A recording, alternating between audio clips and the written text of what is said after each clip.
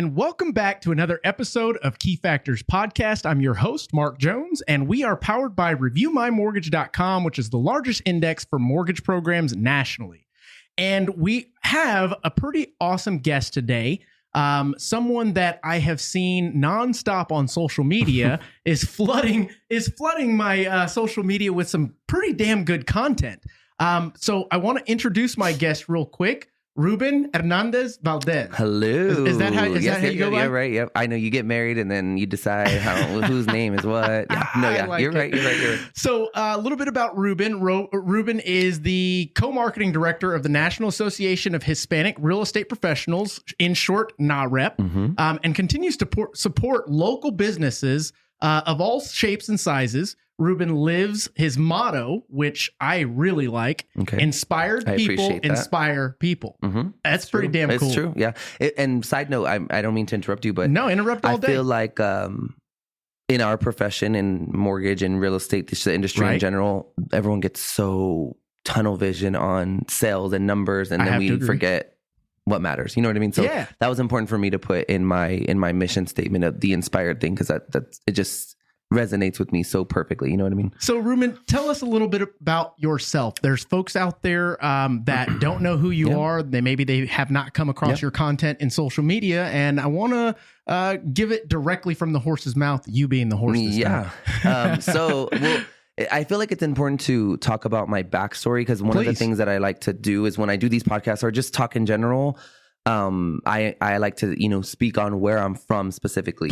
I was born and raised on the South Side here in San Antonio. And then obviously high school, all that. Then I went to UT in Austin. My degree's in PR and marketing, which is why I'm all about, so the you marketing did graduate and branding. From UT? Yeah. From UT in Austin, yeah. And then from there, I always said I would never come back because I was young and I didn't want to come back to San Antonio, and here I am.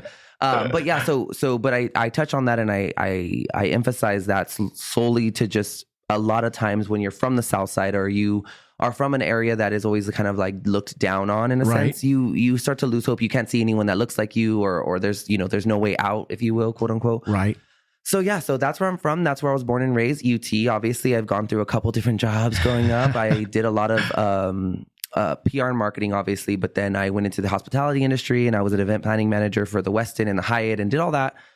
And then I was like, okay, this isn't enough. So then I got my real estate license. We were just talking off camera. I got my real estate license. I want to say it was a week before the COVID shutdown. Okay. And it was one of those moments where it's like, okay, well, I either sink or I just figure out how to survive, or I just keep this license until gets back to normal. And then try it then. And really, it's funny because people are like, I will say that's kind of what. Unfortunately, at the very beginning of my career, not that it matters, but a lot of the industry, especially the seasoned agents, saw me as like, oh, that new guy that's just on social media. Like, he's just that social media guy, right? Because that's all I had during that time. I couldn't even have showings. I couldn't do anything. So that's what I did, and that's what I focused on. And then it kind of just kept going, and then it worked. And I think, everyone always asks me like, oh, you do social media. Can you come teach a class here? Can you come teach a class here? And I don't teach social media because you can't really teach it. You know what I mean? You just have to. You can teach the traits. You can tell them the blueprint, and all but the content itself comes from you, brother. Yeah, and that's the hard part. People are like, oh, well, can you help me film a video? I'm like, well, what's your idea? And you have to have a presence, unfortunately. And I hate to say that, but you have to know how to attract people, because we are our brands. Your face. So. That was the difficult part, I'd say. But in a nutshell, that is why I'm kind of known for social media, because when I started, that's all I had to grasp onto, to get clients. So, and then I realized very soon after that was my zhuzh. That was my, my go-to. So your zhuzh. Yeah. I like that. So now, so here we are now, and it's funny because we were talking off camera as well. A lot of people do think that I've been in the industry for longer than I have, which is I love. I don't want anyone to ever think, oh, he's still like a rookie, but in my mind, I still am. And so like when I speak on these and I do classes and things like that, I always try to tell people like, you have to compare yourself to the biggest people in the industry. Like when I first started, my broker is Steve Malouf, which is Scott Malouf's uncle. Okay, very good. Yep. So obviously I know a lot about Scott Malouf because he's my broker's nephew, right? Absolutely. And if you're in the real estate industry, everyone knows who Scott is, right? Right. So ultimately, and him and I mean, we've talked here and there. We're not like friends or anything. And but Scott's a really great guy, by the way. Oh yeah. I've had him on the show. I know. He and I have been friends for a while. And he does a lot for the community. He just does a lot. And so for me, I was like, that's who I want. I want to be better than the best. And that's what I was looking at. I was looking at people like him, Robert Elder, I mentioned earlier, the people like AJ Regales, people that were sticking out to me. I was like, one day I'm going to be better than them, but I need to act like I am them. Yeah. Or else I'm never going to get there. So my broker used to get mad at me and tell me like, or my team lead too, he would be like, Ruben, you're not them. They've been in the industry for 8, 9, 10 years. And I'm like, yeah, I know, but says who? Like, I'm doing the same thing they're doing. Why can't I be as good as them? And so that's really been my fire as well. And not just because it's a competition, more so because if I don't hold myself to that standard, then I'm always going to be the little fish. And I'm never going to be able to make the waves in the community. And I'm not even talking about real estate numbers. I'm talking about just a presence and a platform to do more than just sell a house and being bigger than yourself. Exactly. So that's kind of a summary of who I am and kind of where I came from and why I do what I do. But Well, you said two things that stand out to me already. The first one has to do with the idea of faking it till you make it. Right. And I see no issues with that whatsoever. Right. Myself, when I first got in the industry, I didn't have the money like others did. I did have the social media following, but it was for other purposes. Yeah. And I had to find a way to convey my message now that I sell mortgages to everybody possible. I started my business by going consumer direct because that's all I knew. I didn't know realtors. I just did not know. The second thing that you mentioned is you still feel or think like a rookie. Yeah. Don't ever lose that. And the reason I say that is if you are always a student to the game, you're always going to be learning. Yeah, that is right. That's true. And I appreciate anybody that comes with that mentality. Yeah. On that note, it's funny as I always when I tell people or like teach people or just have this conversation, I tell people all the time, like, it's important that you more importantly, it's important that you understand that perception is reality. Right. Going back to the fake it till you make it, because like, I spill my secrets all the time, but like there were times I don't really get to do it as much anymore because I truly am always busy, but at the time, I would just be booking showings at random houses and on my Instagram story, like showing number 4 of the day for my client moving from California.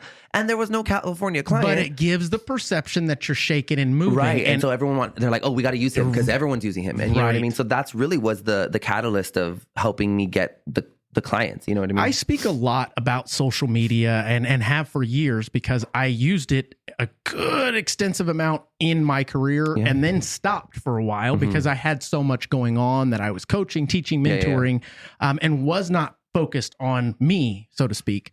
But a lot of the things that folks these days don't get is if you're going to do social media, don't forget about boots on the ground. Right. And if you are just doing social media when the time comes that it's your turn and you don't know what the hell to say or know what to do, it actually goes backwards. Yep. Because then that one person tells more people than what you would imagine, and the secret's out of the bag. Yep. It's so true. And on that note, on both sides, it's so funny. I was just talking in my office about this morning. I start to get a little, I don't get frustrated. It's probably not the right word, but I disappointed maybe when I see on either end, right? Either on the social media end or the boots on the ground, as you said, like in face to face in the work of it. Either way, I hate when I see people fall short, and it's like, I'll use an example. A lot of, just entrepreneurs, they think you can just hop on and do social media. Let's just say, right? Right. And I'll see a lot of things these days. And that's not me, throwing shade at you or whatever you want to call it. It's just like, it sucks for some of us. Like this setup is pretty damn nice. I don't know if you can tell from where you're watching on the screen, but it's Give nice us a wide view real quick. Hey, it's nice in here. It's really nice. So, but if you're going to do it, you got to do it. And that doesn't mean you have to spend a lot, like thousands of dollars to do it. Figure out what your niche is, right? And so it frustrates me when I see people like, I'm like, oh, that was for instance, a great Instagram reel. I see what you were going with, but you fell short completely. Right. Who am I to go and tell those people like, oh, you shouldn't have posted that, right? But another thing that I teach in my classes that when I do teach a branding class is like, Nike just doesn't put out any ad.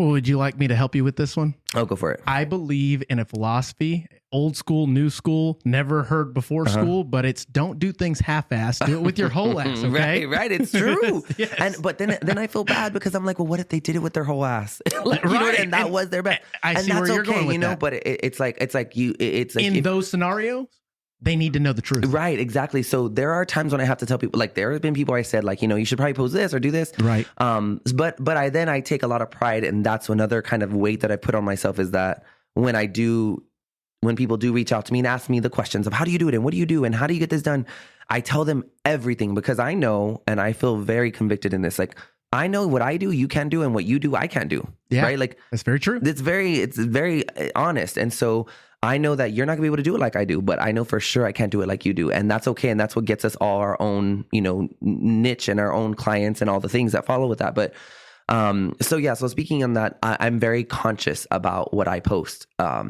There's been plenty of times I've done videos with the big people, like, you know, the Aligned Mortgages of the world, and, you know, and then the small people. And there are times that sometimes that content that is filmed or created or edited for me is sent to me, and I just don't post it because it's not the standard. But people don't do that. They post anyway because they're like, I need something to post. Let me just post. And then, correct. Yeah. So I'm trying to be like the spearhead of it, in a sense of like, not to say like, oh my gosh, I'm just this amazing social media guy, which I love to do it though. You have a passion for it. Yeah, I do. And so when I'm on camera, I'm on, you know, and everyone at NAREP makes fun of me because the camera will turn on, and I just like, and they're like, you didn't have a script. I'm like, well, no, because if I had a script, I would be like, you know, like a robot. So yeah. So anyway, all that to say, it's just, I wish that the people in the industry, I think it's starting to round out the people that started when I did, that aren't going to last, you know, through. Sure. And you are very correct. You know what I mean? We've already started to see the domino effect of those that can't make it to the next paycheck and are having a tough time in closing a deal, because we are in a tough market. But before I go further, I wanted to go back to what you were mentioning a moment ago, and it has a lot to do with being honest with yourself. I think a lot of folks out there do their best at being honest with themselves, but they're also looking, like you said, to fill content. Right. Why? Because the next message that I'm going to say is consistency. Right. You've got to be consistent with your content no matter what you're trying to do. Absolutely. So you mentioned the podcast room, things like that. This is going on my third year taking a crack at this podcasting stuff. And I'm nobody famous. We don't make any money from this. But it gives me an outlet to have intellectual conversations with other industry professionals that I don't normally like to have, or don't normally get to have. Right. And it's a whole lot cheaper than therapy.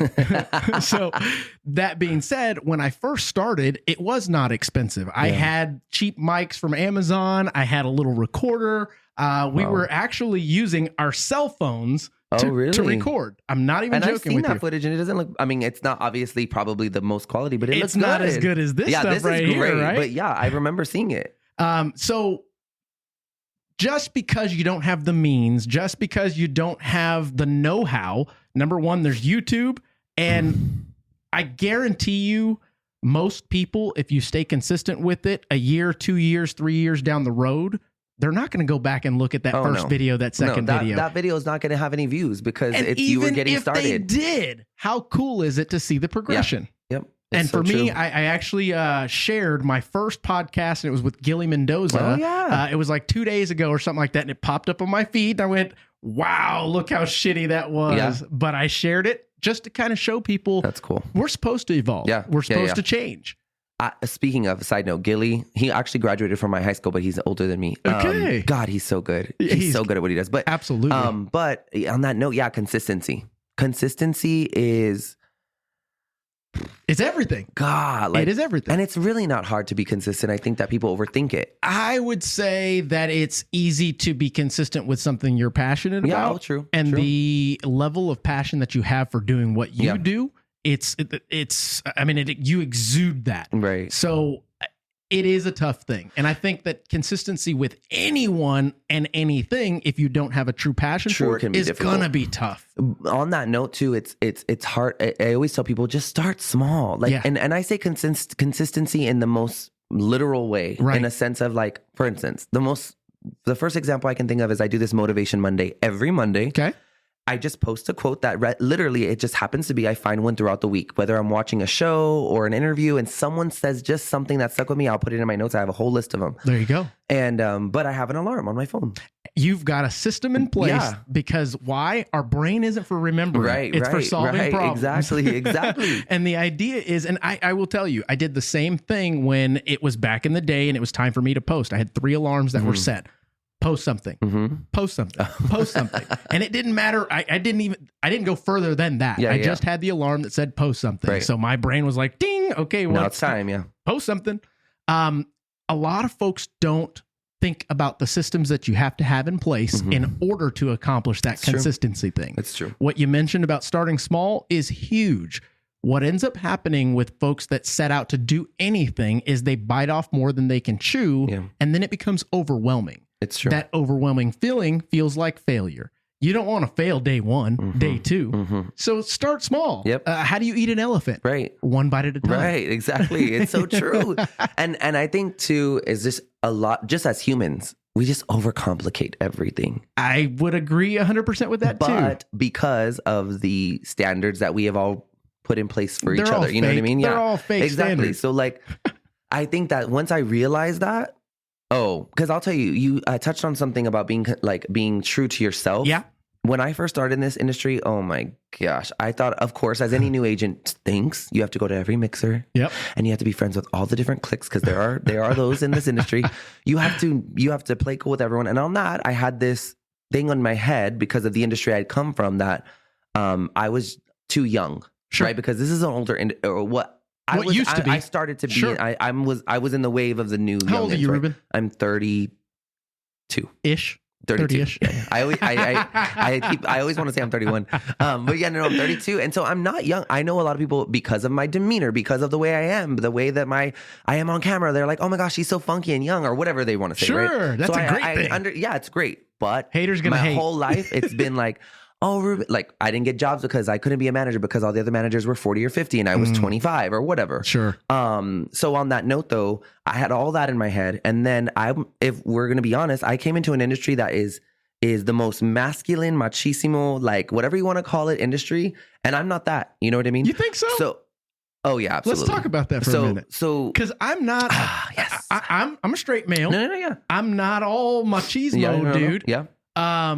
And I see a lot of ladies in this industry crushing recently, yes. I feel like when I first started though, it was like really heavily male influence. But also too is because I was going to those mixers. Yep. Not many women go to those mixers. I was going to say that there's a skewed judgment because of the surroundings that you were in. And that makes sense. I put this idea in my head that I was like, I can't be myself. And then I was like, okay, well, I have to be, when you first start, people tell you like, make sure you're politically correct. Don't go one side. Don't do this. Don't say anything that's going to piss anyone off because you don't want to lose clients. And then I got brainwashed at some point.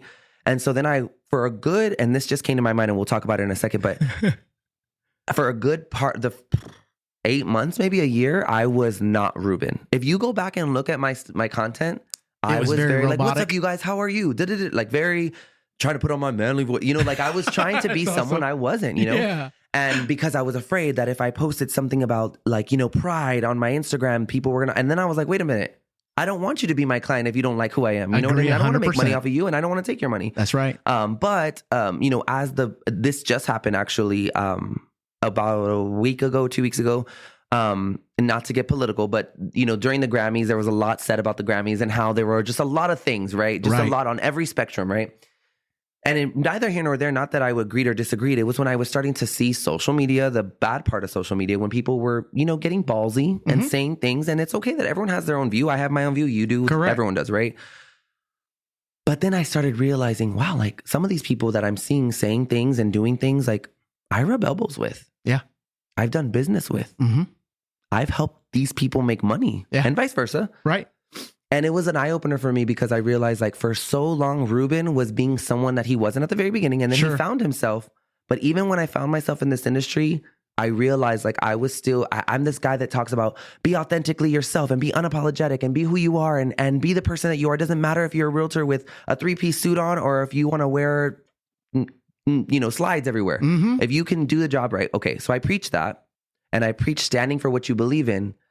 And to an extent, I do that. Right. But when I realized in that moment and I was seeing all the things on social media, I was like, I really don't stand for what I feel is right. Because other people are standing for what they feel are right. You weren't being true to yourself. I wasn't. I was to an extent. And then I was like kind of falling off. Right. And so it really sparked something in me for 2023 or the remainder of it is obviously I'm not going to go and blast people on social media and say like, oh, I believe this. And, but if people are just so comfortable, then I think it's fair for me to stick up for the people that I believe in, whether it be the gay community, whether it be real estate agents, whether it be, Latinos or whoever. Right. If I feel a passion to find a niche there to represent and empower a group of people. Agree.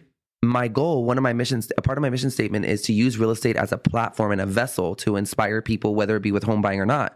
Right. And so like, again, I've only come halfway there and I realized like, okay, that was an eye opener for me because sometimes I realize like, and they're heavy hitter people.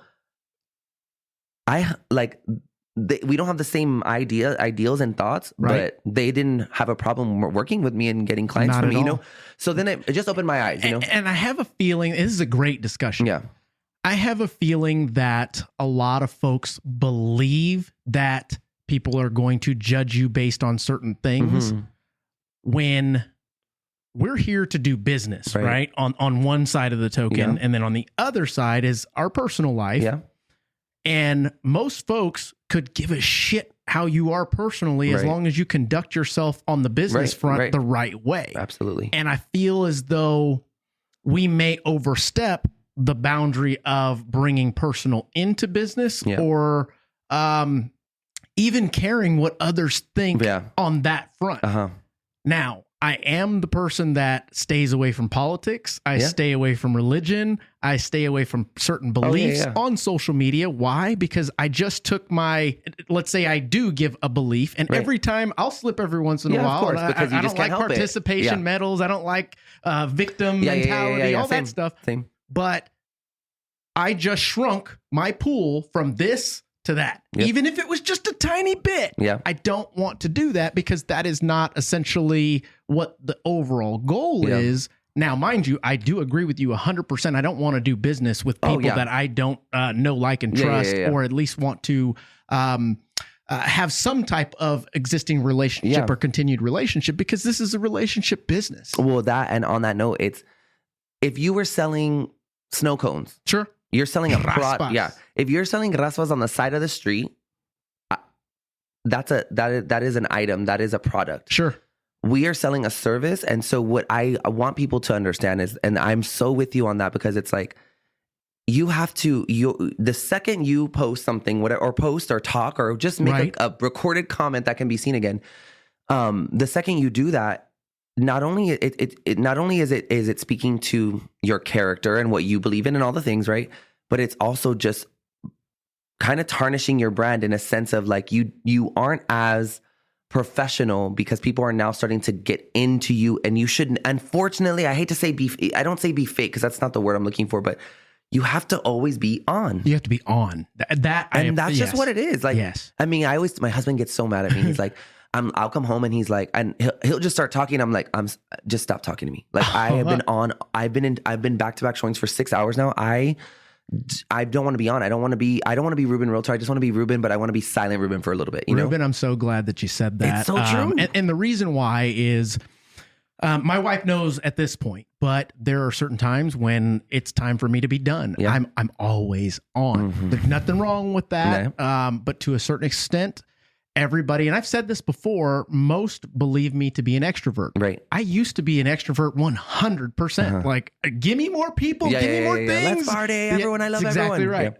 As I progressed within my career, meeting people, hires, fires, training, everything that has gone on thus far within this career path and entrepreneurship, I can't say that I dislike people, but it's one of those things that I want to turn it off every once in a while. And when I say turn it off, I mean turn it off. Like, I'm not giving you my opinion about anything. I don't want to talk to you. I don't want to tell you about my day.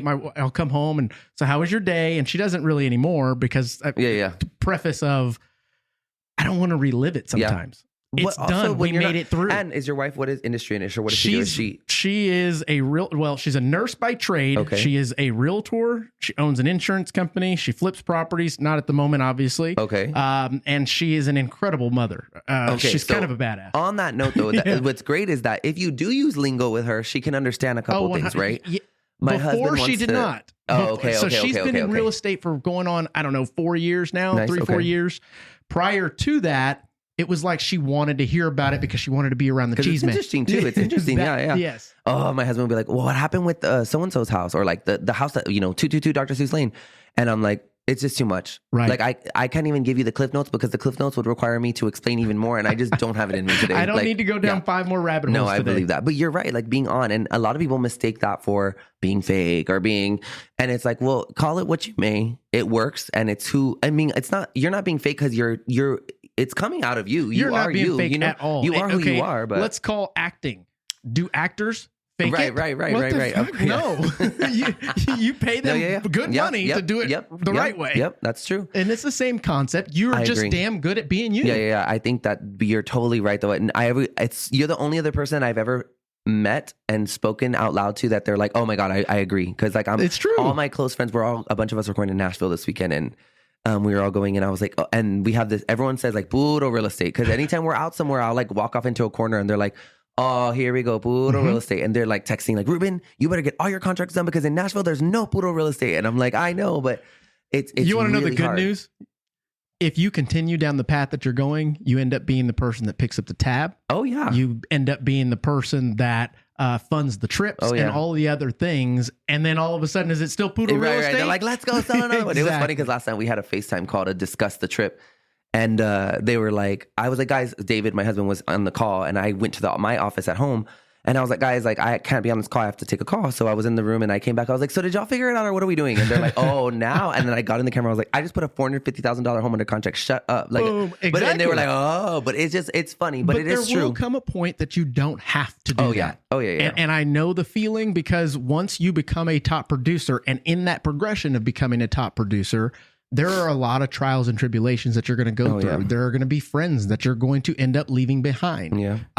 That's not a bad thing. It's just what was intended to happen regardless because we are supposed to change. I posted something today that I saw John Story put on his social and I went, man, that's exactly what I want to say right now. And the idea is you set out to change, to evolve, to grow into the best Ruben that you can possibly be. Yeah. And if you're not continuing to put yourself in the spotlight, get uncomfortable, as crazy as that sounds, and people say the same thing with me is, well, how can you be uncomfortable? Well, dude, every day I try to put myself a little bit at least. Yeah. Absolutely. Yeah. And it's just it's having the understanding that I don't see anything as a failure, but more so a learning experience. Yeah. We have good days and we have learning days. Yeah, and then you just do better the next day. Yeah. That's exactly right. Yeah, that's true.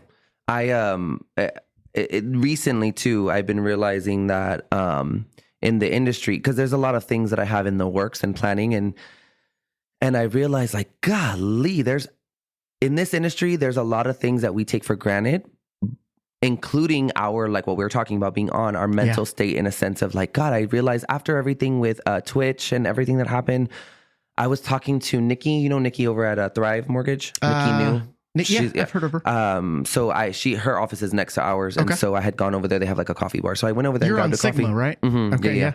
And anyway, I was like, hey, have you ever heard of like there being just like a meetup for realtors, like where we don't talk about real estate, like real estate industry, like just where we just sit there and like, if I don't know, someone's getting a divorce, they're just like, want to just talk to a normal, that they doesn't have someone at home. AA. Yeah, right. but for real estate agents, because a lot of us are always on, a lot of us are dealing, our clients are dealing, we're therapists, we're, divorce lawyers, we are, parenting people. Like we're just trying to help everyone the way that we know how to. Correct. And then, like you said earlier, we put ourselves to the back burner, like our bodies, everything. Our mind, everything, our vehicles. I just took my car finally to get an oil change that was overdue by damn near a year. So trust me. Well, on that note, you need to get an electric vehicle. I have one. Don't drive one that needs an oil change. I will never get rid of. Let me tell you though. Let's have this conversation. Because regardless of what brand it is, whether it be Ford, Kia, Tesla, whatever it is, So my wife has a Tesla. Okay. I had a Tesla at the same time as her. I got tired of not planning properly. Oh yeah, I know. When I gotta go. No, it's true. But the thing is that my main point is that you struck a chord with me because I didn't realize how stressed I was when I had a car that took gas. Yeah. What do you call that? It's called like a car. They call it like, I want to say ice. It's like some weird in like words. But anyway, no, yeah. Like I feel like I never realized how stressed I was about getting my oil changed and putting gas and all that, because my friend the other day was like, oh, I got to get an oil change. And I was like, what does that feel like? Like I forgot, because I remember thinking like, oh my God, when's my next oil change? And the little sticker may have fallen off my car. And I'm like, oh, I don't know when to get it. And I don't know when I'm younger growing up, my car would overheat all the time and my dad would get pissed off because I wasn't taking care of it. And I was like, man, I didn't realize how heavy that was until I didn't have it anymore. And so now everyone asks me, they're like, will you ever get a regular car? I'm like, absolutely not. So I was unlucky enough to fall into the auto industry before in another life. Is that what you were doing before this? Because I was going to ask. Briefly before this. So yeah, just before this, I was finance manager of Toyota Bernie. I also started their online, what is it called? eBay division. Wow. And then right before, and I'm going chronologically backwards, I sold cars for about 2 weeks. Sold quite a bit of cars in 2 weeks. Just a little bit. And that's what kind of fast tracked me to finance manager. But the idea behind learning blue book values, trade-in values, understanding how to buy that. And I have a pretty damn good close friend that owns Mark Motors. So it's like for the last, 11 years, even when he worked at Mercedes-Benz, it was the idea of you got an oil change, get a new car. You got a nail in the tire? Get a new car. Yeah. And that's just how we roll. Wow. Wait, okay. So hold on. Now I'm curious. So what did you do before that? Prior to that, I worked at Chase Bank. I was a licensed banker to where I had my 63-7 insurance license. I did annuities. I basically sold banking products and tried to leverage them over to our financial advisor to get any type of investment services. It was kind of my first little taste of commission, where we got about $32,000 base, and the rest was all selling checking accounts and investment products and business banking. This is what you do. Like, you've always had a passion for it then. Well, let's continue. Oh, okay. Going backwards, prior to that, I worked at the bank inside of Walmart. Oh, straight up. What that was my first. They've changed it a couple. Wood Forest. Okay, that was my first. That's where I met my wife. That is, God, I owe a lot to that place because they taught me how to just like sell face to face. Yeah. And prior to that, I was going to school, played college football. I also ran poker games. I would go to New York and bring back stuff and sell it here. I mean, I had a credit repair company. I was an entrepreneur from day one. How old are you, if you don't mind me asking? I'm 36, I believe now. You've done a lot. Born in 86? Yeah, 36. Yeah. I'll be 37 in June. You're young. You've done a lot. I'd like to think I'm young. Yeah. I do not have a degree. You're not old till you're like 60, 70. What was that thing in the prime? It didn't Yeah. Sorry. It's so true, though. It's so true. He's not lying. Nope. Wow, you have done a lot. That's really cool. It's cool to see that you've literally evolved, like kind of what you've done and to this. You know what I mean? As to where much you're at now. as I appreciate that, I feel like I'm not there yet. Okay. I don't have a college degree. So overrated. The idea, 100%. Take it from someone that has one. 100%. Overrated. I've got some pretty big things coming up. We've got a launch of ReviewMyMortgage.com, something that we launched in 2020, right when you got in the business, and it did very, very well. And after a year of being on the market, we pulled it off and took all the funds and threw it into a brand new site, hired a development team out of India, Australia, and the Philippines, and we are now complete. It's freaking fantastic. It's like Zillow, but for lenders. To be able to have consumers go and self-diagnose truly on what they can qualify for, the advantages, comparing loans, and it's directly with the actual guidelines that we use as lenders. Oh, wow. We just know that you still need a lender to complete the deal, but hey, by all means, educate the hell out of yourself. And so then, I'm just curious. So like then people pay, I'm guessing other lenders pay to be a part of it. And then other lenders at different companies pay to essentially have sponsorship. And we're not a lead generation company. It is an educational website that happens to have a portal, dashboard for the consumer, dashboard for the sponsor. And they can communicate with each other's back and forth. And obviously there are inquiries that come through that system that end up getting closed by whoever sponsors that territory. That is It's Brilliant. something next level, and we've That is been pretty working on cool. it for 4 years now. So Good for you. Oh, wow. I need to catch up. Yeah. On that note, That's what the hot dog said to the bun, by the way. Are you? Oh, really? Yeah, it said catch up. Are you into football? I played college football. No way. I cheered in college. No shit. Yeah, Where at UT. at? UT. Yeah, Okay. yeah. I played at McMurray. I played 1 full year there. I'm not going to say I was too small because I still played. It just, it wasn't for me. Yeah. I went up there and screwed off my time. Oh, to be it's okay. honest. I cheered for UT, and I can say I was the smallest person. Because side note, when you cheer for UT or you go to a big college, Sure. all the cheerleaders that are males are all the people that didn't make the baseball team, the football team, the basketball team that are working because they out. can throw people. Yeah, the girls just go in like cute stuff in the gym and like, hey, you want to go to every football game for free?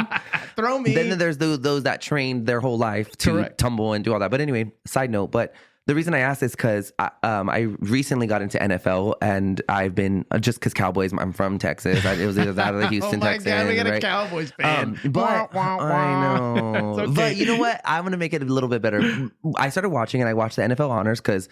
For anyone that's watching this and knows me, I am obsessed with Kelly Clarkson, but that's for a whole nother show. But she was the host, okay? Okay. And she was the host, and so I watched it, and Dak Prescott got Man of the Year. Yeah.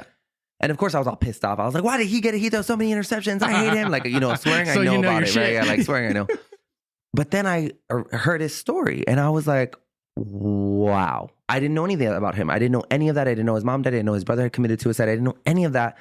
And in that moment, I was like, and to your point, I'm like, I need to do better. I need to do more. I want to evolve more. And I've come to the conclusion, I haven't like come to a name, so you heard it here first, but I think I'm going to start like a nonprofit. For lack of better words, I want it to be like Realtors Against Cancer, or like something, not that because it's corny, but like a clever name, because I don't think there's anything like that. And I don't have anyone very close in my life that's been affected by cancer.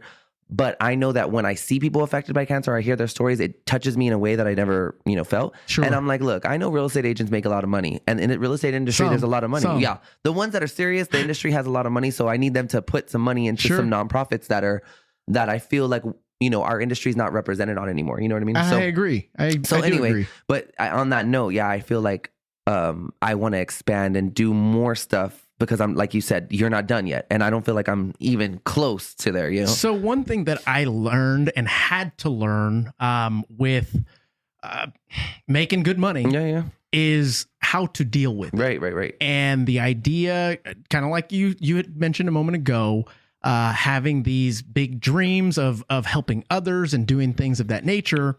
I had aspirations like that as well, and still am able to do that. But the idea was I started doing that prior to me actually making it. And it was like, dang, now I've got to kind of refocus because these other things are pulling my attention and my skill time, so to speak, because I know what I'm good at. I know what I can excel at. These other things I'm dabbling. Oh, for sure. You know what I'm saying? For sure. And not that the cause is not great. No. It's of course. The idea of putting the cart before the horse. Right. You can do, and I was having this conversation with one of our loan officers, Javier, shout out. The idea behind changing the world, which that's a great thing. Right, it's a great idea. We've got to have the funds to do so. Oh, for sure. You've got to have the means to do so, or you've got to have the voice and the people behind you to do so. Team, correct.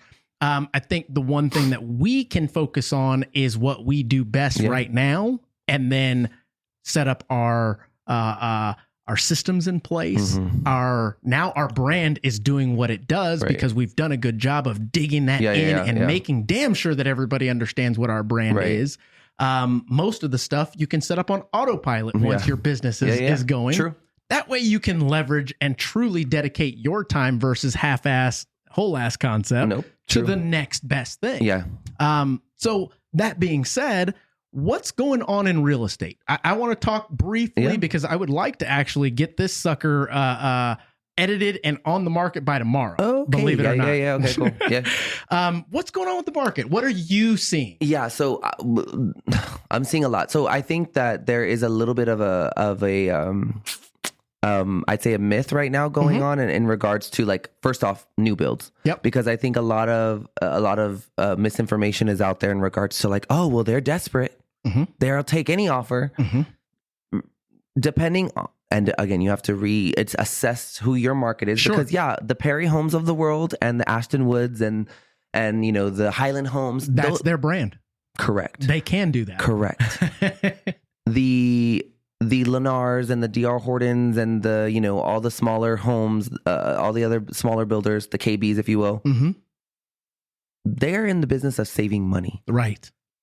They are not going to negotiate. So the thing is that the Perry and the Ashton Woods, they have a higher brand and a quality that is not going to be diminished by negotiating. But at the same time, they have a higher price point. Correct. They have more room. Correct. So that is first and foremost that I've been trying to educate a lot of my newer clients, because I'm getting a lot of clients that are saying, well, they told me that I can negotiate, and then they're doing closing costs. And it's like, yeah, but the interest rates are still starting high. And so you can buy down all you want, but then they only give you so much, obviously. Right. So my point is that what I'm seeing is that a lot of false information is getting pushed out by whatever entity it is to bring in those new clients, which I think we're having to work overtime and educate ourselves on what's happening, because I've had clients come to me and say, oh, they said my payment's going to be XYZ on a $400,000 home.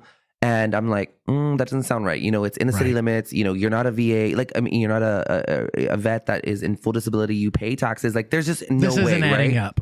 So that I'm seeing just a lot of misinformation there. But as far as just in the market in general in San Antonio, I'm seeing more often than not, I can speak for myself.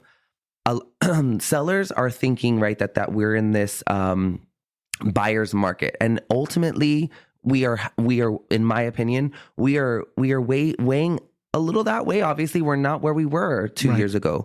But going back to the misinformation, I've had 5 listings that have sold in the first weekend that we put it on the market. Sure.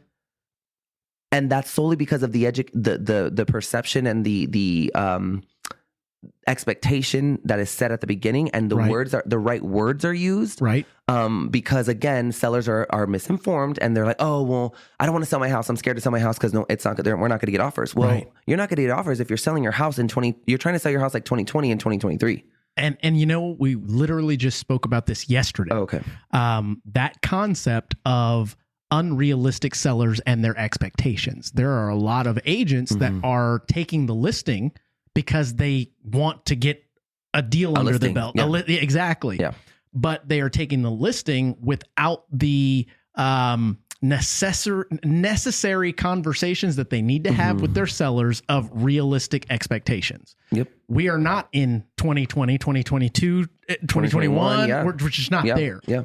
So if your goal is to keep this up here and think somebody's going to buy it, let me show you the comps and what's actually selling right now. Well, that, and what I'm also seeing is when I have buyers and I'm talking to another agent about their listing, it's mine. And I'm talking, and the reason I know they've been in the industry longer than me, because I can see their agent number, and it's way, smaller than mine. But I'll ask easy questions. Like, hey, for instance, I had this other buyer that like last week, and I called the agent, and the house had been on the market for maybe like 14 days or something. And I was like, hey, of course, calling, what's the most important? The questions, just the basic questions to get an idea. And immediately was like, oh yeah, we just got didn't even answer the question. It was like, oh, well, we just got another offer. So are you submitting? And it was like, wrongo, dude. Like, that's not what I want to hear. So I was like, oh, okay, cool. Yeah, no, I was just curious if you have multiple offers, then good luck. They didn't have multiple. He didn't have an offer. No, because I got a call back like 4 hours later asking like, hey, so are you going to submit? The other offer backed out. I was like, of course it did. Right.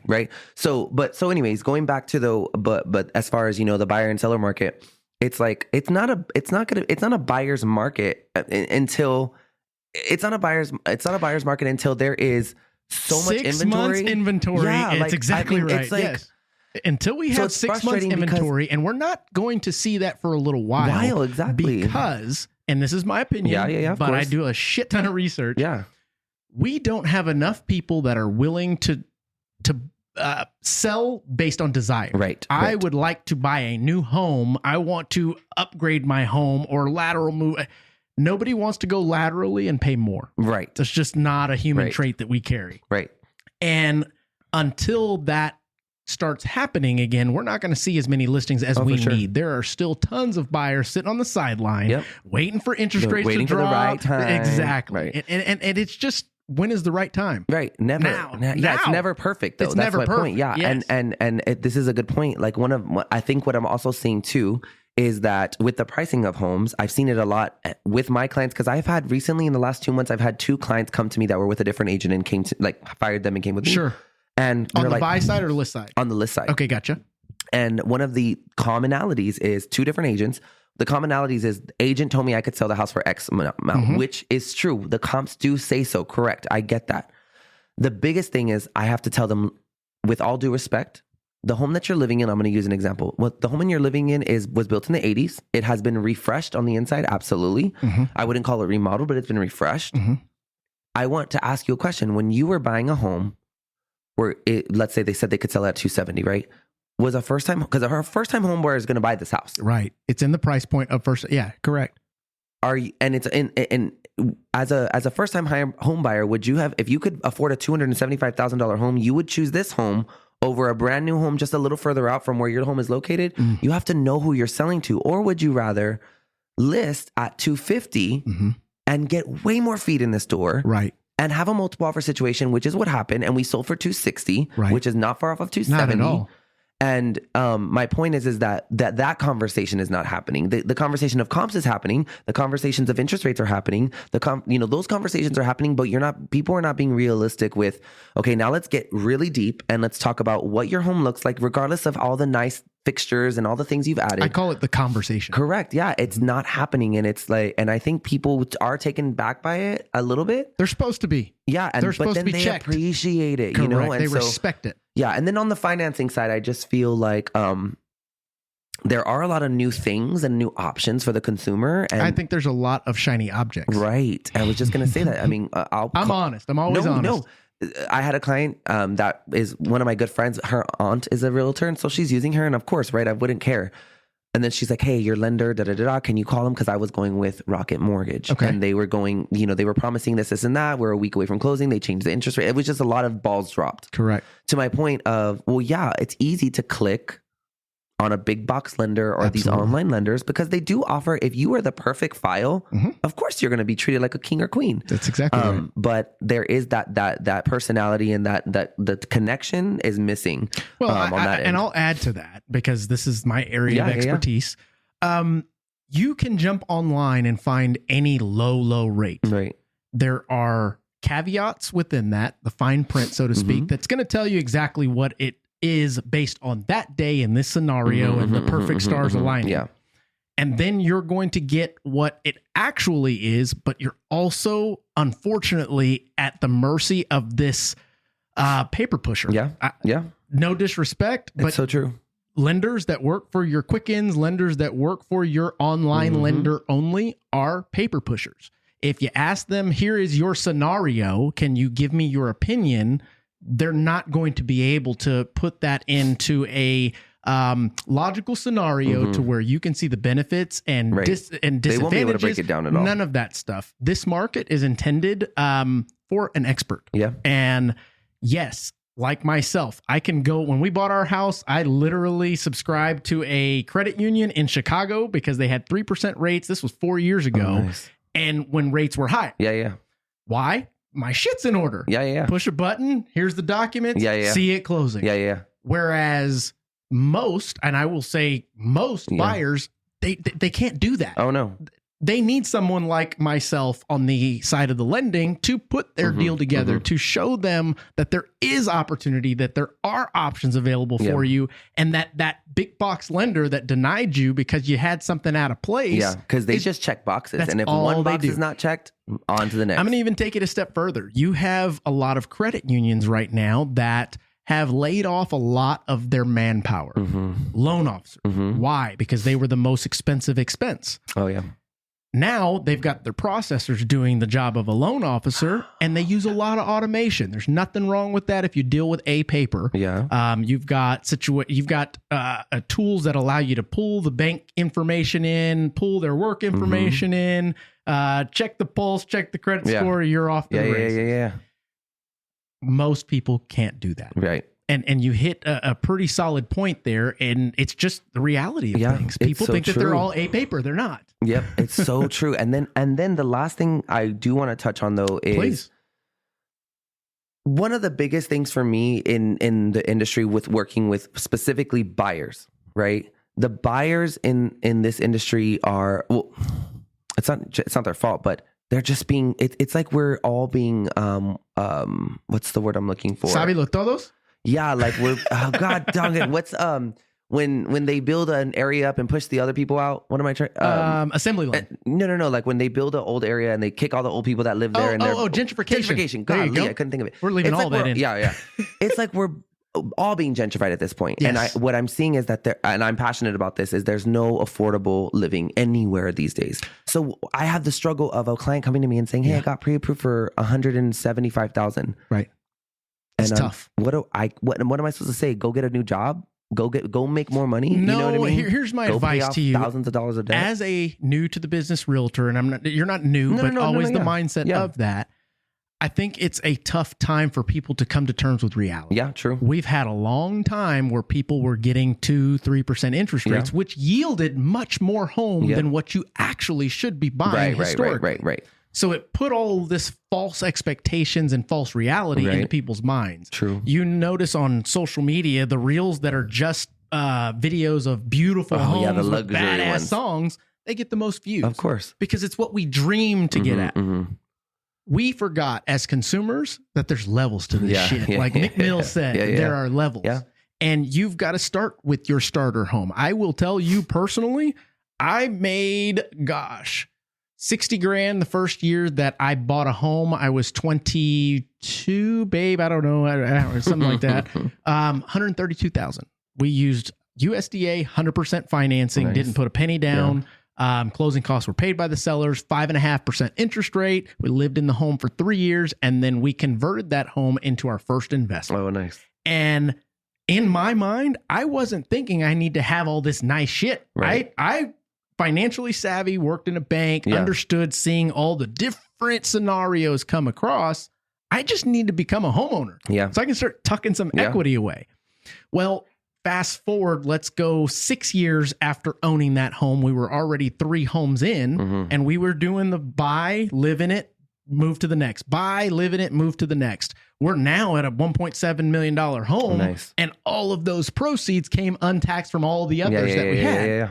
But the idea is, I think it was in 2019, 18, when we sold that original one, we ended up netting like $80,000, awesome. And we never put a penny into it other than decor and maintenance. And correct.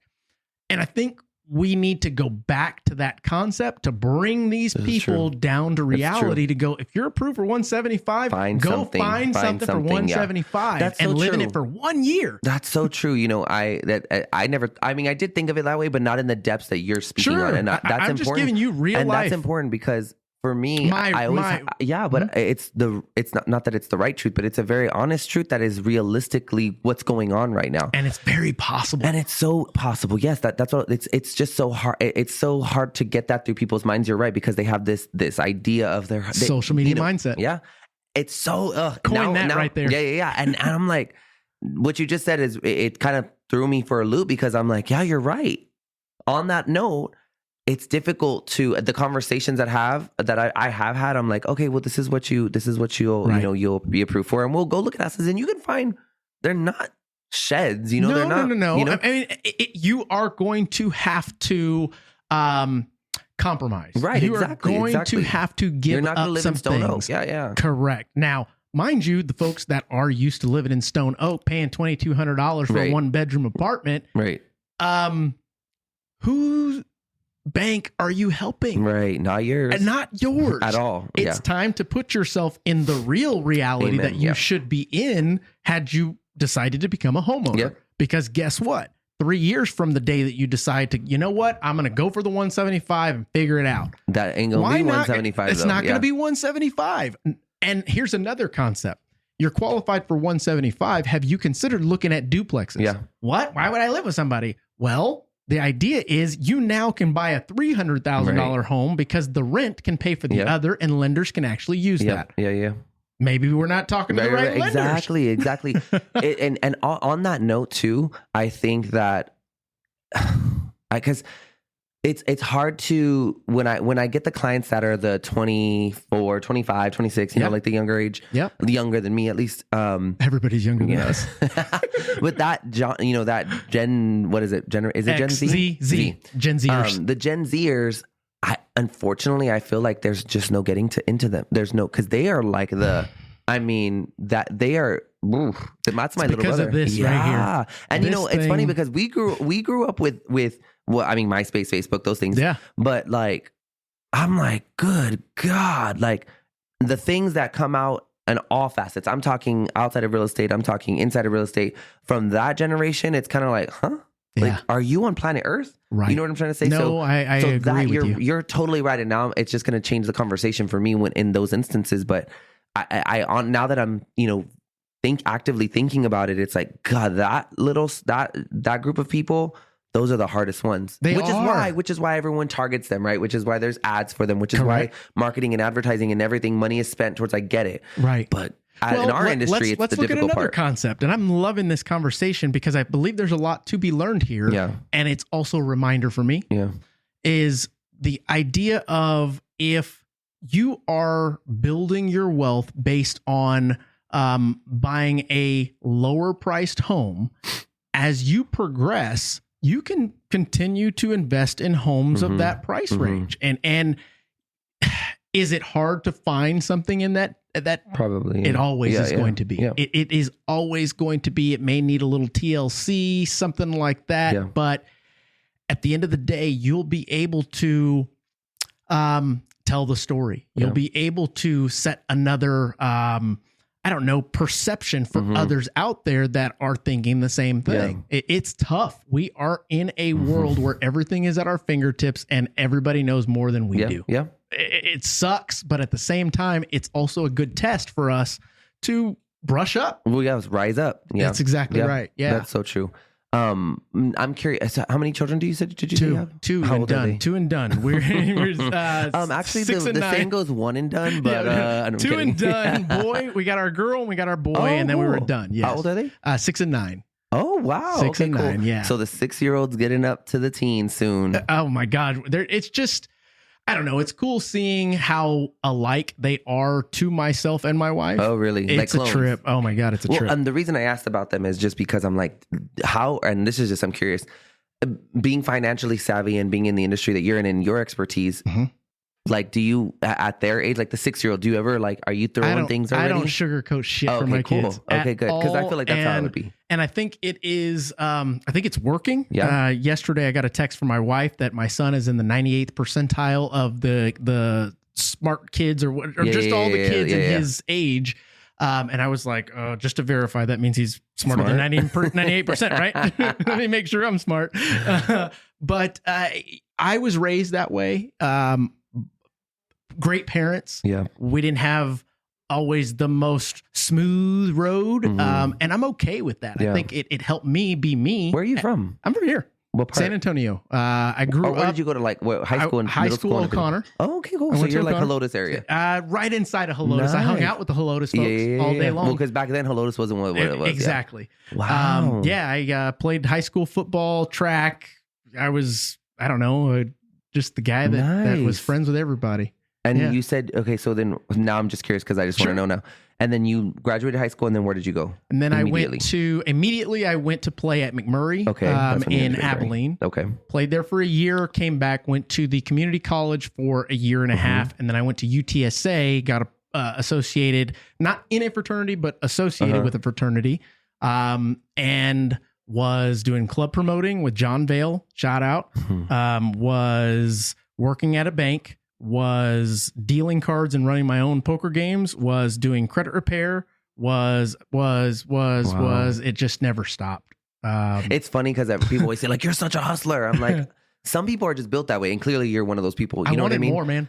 I wanted more. I just feel like, and I knew it was possible. Yeah, that's what I'm excited about, because I feel like I'm just finally getting, I'm revving up to get to, to build my empire, if you want to call it, or whatever word you want to use. As you spoke with investments, and that's in this next 6 months, that's what we're doing with our first house that we bought. Right. We're going to turn it into our investment. We're not going to sell it, you know, but I'm excited.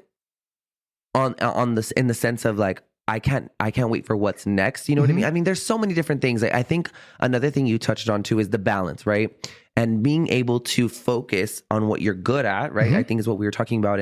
And in this case, right, real estate. It's my career. It's how I pay the bills. It's my passion. It's what pays the bills and makes me happy, right? Right.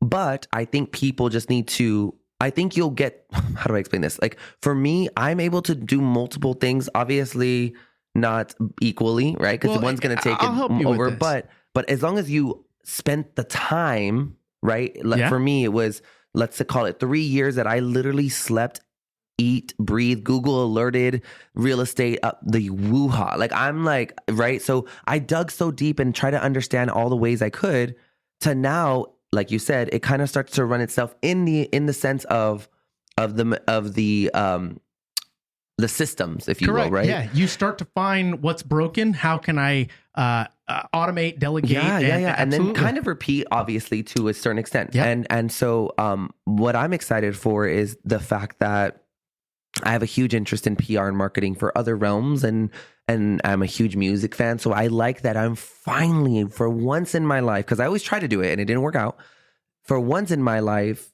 able to have my career and really manage it and turn it off finally. Sure. You know, on a weekend or whenever I say that I'm not going to have an appointment, I don't have my phone ringing or I don't answer it when the time is right.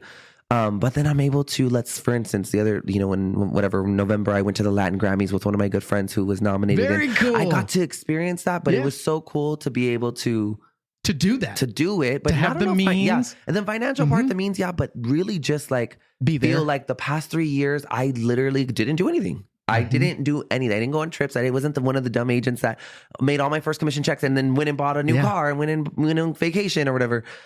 So now, I mean, I'm realizing that as I'm speaking to you is that I hope that whoever's watching this is like, okay, like it's just going to take the consistency of a couple years, 3 years, 4 years to then ride the wave until your next level, basically. And I've talked about this. I actually have a business personal coach, and she and I have spoken about this quite often, and it is the concept of balance. For me and a lot of others, balance is bullshit. Yeah. Why? Because you only have 24 hours in a day. There are some things that are going to go by the wayside, but I call those things low priority things.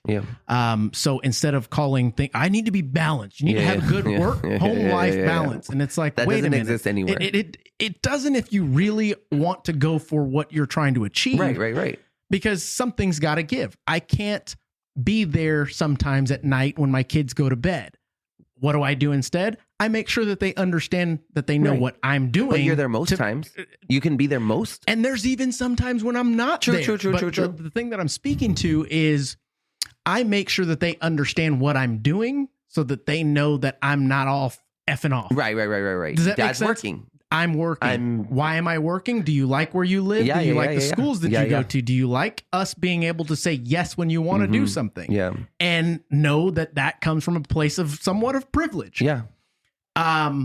I still will raise them in the sense that they're going to work for everything that they possibly, just like I did. Yeah, exactly. But this concept of balance, and you've got to have a good work-life balance. Says who? How do you get to your true end goal if you're trying to balance everything? If it requires you to work 8 hours all day nonstop on that passion that you have and 2 hours with the one you love, make sure that they understand why you are passionate about something and what it can possibly do for all of you guys. And I'm hoping that whatever it is that you're passionate about does help everybody within that. You said two things that my people hate when I say it. Like, I push the envelope a lot, and I'm like, what rule book? There is no rule book to anything we do. Nope. There is no rule book. You could argue to your death in the there's no rule book, right? Right. So I always tell people they're like, oh, well, you're not supposed to do that. I'm like, says who? Or anything, right? So that's the first thing. But the second thing is that when you're balanced, I imagine like a circle of priorities, right?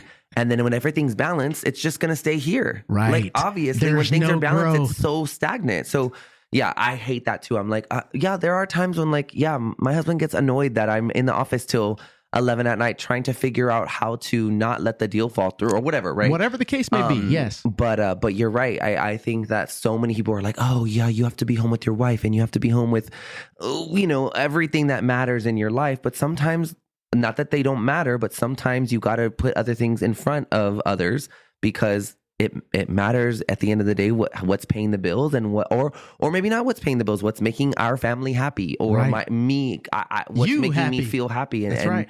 But yeah, they're going to get a better you if you're happy. Exactly. And the no rule book thing is just, God, I live by that so much. Cause and especially in our industry, there's the cookie cutter way and then there's the off the broken beaten path way. Yeah. And both those ways are getting us to the end goal. You know what I mean? So it's like, do what you got to do, and make it work. So yeah. Well, Ruben, we've talked a lot of stuff here. Yeah. And some of it wasn't even planned at all. And I love that. Yeah. I love that we can just fly off the cuff and have great conversation. And we're probably going to have you back because there's plenty more to talk about. But before we wrap this up, you being new to the business, we'll call it. Yeah. What advice would you give to a realtor out there just getting into this business or having been in this business maybe for 6 months that is having tough times? Yeah. I got honest. Yeah. Two things. Know who you are because that matters. Like, I hate to sound like so deep, but you have to know who you are before you can be for someone else, whether that be your client or whatever, right? Because one thing that I teach, especially with branding, it's important. There's a reason why mission statements are out there. It's not just a sentence you put in your marketing project, right? Or on your website. Right. You eat, live, breathe, sleep by that. Right. And so what a lot of people do is they hit the ground running in their newer years and their sole focus is, I got to get a client and go live on Facebook and go to do an open house. But then you're just a being. Right. And we are still, yes, we sell houses, but our brand is ourself, is our face, and we have to do what we have to do to make sure we're likable because the only way people are going to get into the house to see it is that they go with us. Yeah. And they only do business with people they know, like, and trust. And so, exactly. And so it's like, it's an idea that sounds so simplistic, but it's not. There's so many layers. So just knowing who you are and then executing who you are. And I mean that in all sense of the word of execute, meaning like, if who you are, let's call it, if who you are is, you want to do business with, I don't know, you want luxury homes, let's just call it. I know that's like the goal of every agent when they first start. It's like, it doesn't work that way, but let's just use it as an example, right? Then as Robert Elder would say, right, everybody's a luxury agent. I know. Just add it to your name. I love when he says stuff like that. But I love it because he can. That's why. Yeah, absolutely. But yeah. But in that sense, it's like, okay, well, if that's what you want to do, then execute it. Then make sure you're always dressed to the nines. Make sure you're rubbing elbows with the people you need to rub elbows with, and commit to it. Right? It's not easy. So that's the first thing. But the second thing is do the right thing, in the sense of the education that comes with it. Don't just breeze by your real estate classes, because I made that mistake with my first class. I was like, oh, screw this, I'm going to get through it quick. And at the end of the class, I was like, oh shit, I don't remember anything I just read. Now, granted, you got to go to know. You'll learn when you're in it, right? But you really, really, really have to just execute it in all facets. And I mean, showing up, executing your timeline and your time management, in a sense of like, I'm not saying their time blocking does work for some people and it doesn't work for others, but I'm talking about your timeline from when you start, where do you want to be by the end of the month? Right. That's it. Start small. Like we talked about. Honor your commitment. Yeah. But other than that, I wish I could say something that's so like something prolific of like, read the 10 pages of this book and do this and do that. But really it's just like, you just got to do. You just have to do, because, and by do, I mean like, it's not, I know Selling Sunset and Buying Beverly Hills and all the shows make everything look so glamorous, and we all would love to be on Netflix, right? But it's not glamorous. And I will tell you, they had to bust their ass in order to even get looks for something like that. Sure. You got to have the numbers behind it to back it up. And I think that a lot of folks tend to put that cart in front of the horse without doing that groundwork. The same concept. And the research before. Yes. Because sometimes they join this industry for the money. Yeah. And that's great. I'll tell you, like, once you learn how to manage it and get your LLC and get your, everything that is included in the back end of that, once you figure that part out, which I learned thank God for my broker, I learned that very early on. Once you learn that, it's great. Yep. But sometimes you have to do the research before to understand, is real estate really for me? Right. Because the money, yes, can be for anyone, but the industry is not for everyone. I agree.